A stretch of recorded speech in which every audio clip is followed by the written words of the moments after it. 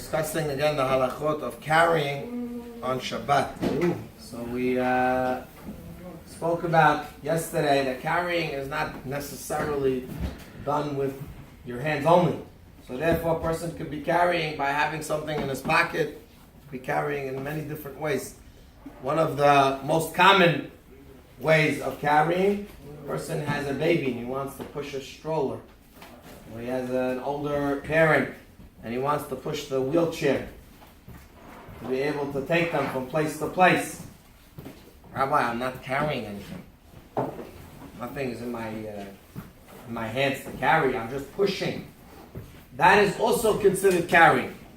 The only difference is that this might be considered carrying with Rabbanan. Because there is a law of Hay Noseh et Atzmo. The person can walk and you're just pushing him in a stroller because it's easier, because you don't want it to take an hour and a half to get there. You want it to take about 20 minutes to get there.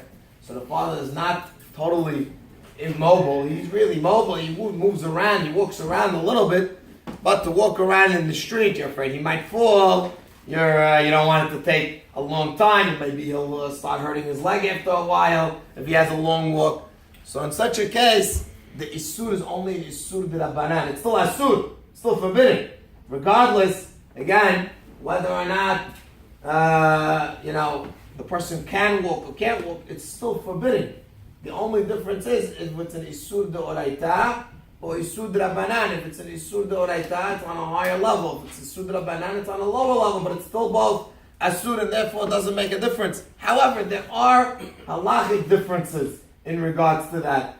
Legabe, as yesterday we spoke about, that Sfaradim in general do not rely on eruv that is made with string if it's in a public domain. If it's in the public, in regular streets, the only way that really Sfaradim do carry is if it's a real gate. Apir Rambam and many other opinions that it should be a real gate with doors and everything. That's the way our custom is. So therefore, again, we're not talking about where you have your own eruv in your own backyard, because over there, you're really closed in from three sides.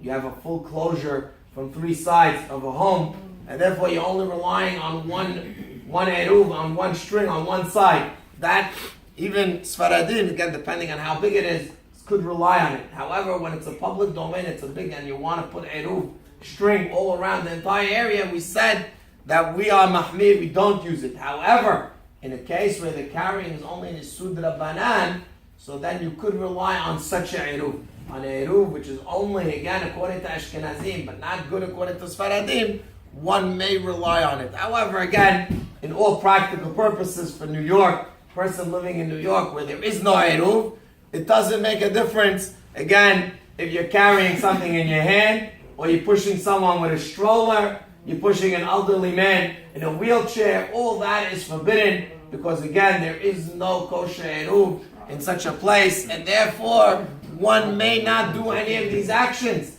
regardless again of the situation. But Rabbi, he needs to get to shul. People have Rabbi, if he's not going to come to shul. Yes, so there are heterim. You could do it ayedei goy. You could ask a goy to wheel him, because again, being that it's only in Isur D'Rabbanan, ayedei goy, yes, you could be mekel. However, for you to go and push him is an Isur D'Rabbanan, and therefore one may not push, not a child, and not again an elderly man in a wheelchair or in a stroller.